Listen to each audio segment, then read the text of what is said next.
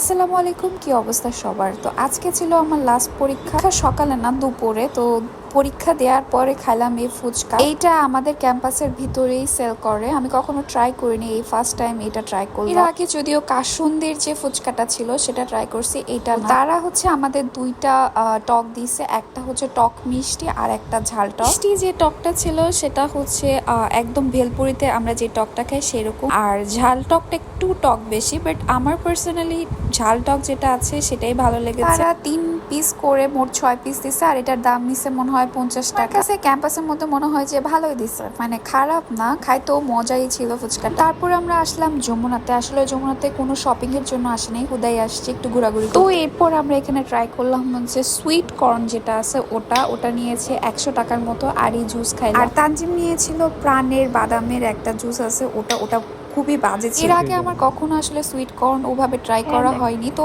ও বললো যে তুই একটু ট্রাই করে দেখ, এটা ভালো লাগে। ওদের নাকি মোহাম্মদপুরের ওখানে খুবই টেস্টি সুইট কর্ন বিক্রি করে, আমাকে ট্রাই করতে বললো, আর আমার কাছে ভালোই লাগে। 100 টাকা ওয়াইজে হচ্ছে কোয়ান্টিটি ভালোই দিছে। যাই হোক, এটা হচ্ছে যমুনা ফিউচার পার্ক, এত বড় যে আমার কাছে প্রতিবারে আমরা যখন যাই একদমই হারিয়ে যাই এই যমুনা ফিউচার পার্কে। আমরা এন্ট্রি খুঁজে পেলে এক্সিট খুঁজে পাই না, এক্সিট খুঁজে পেলে এন্ট্রি খুঁজে পাই না, মানে পুরাই হারিয়ে যাই এখানে। তো এরপরে আমরা মিস্টার ডিআইওয়াই তে গিয়েছিলাম। এই যে দেখেন দুইজন হচ্ছে বন্ধু, আর এখানে এত পরিমাণ ডল আছে, মানে আমি যখন এখানে যাই মানে আমি মনে হয় যে আমি সবগুলো টয় একসাথে বাই করে নিই। এই কিউট স্টাফগুলো এত বেশি প্রিটি, মনে হয় যে প্রতিবারই কিছু না কিছু কিনি। আর এটা ছিল হলো টার্টেল। এই দেখেন দুই টার্টেল যখন একসাথে হয় দেখতে কেমন লাগে। টার্টেল নাকি টর্টয়েস, আপনাদের কোনটা মনে হয়? Let me in the comment section below. তো দুই কচ্ছপে একসাথে হলে যেমন হয় আর কি, এই দেখেন দুই কচ্ছপ একসাথে।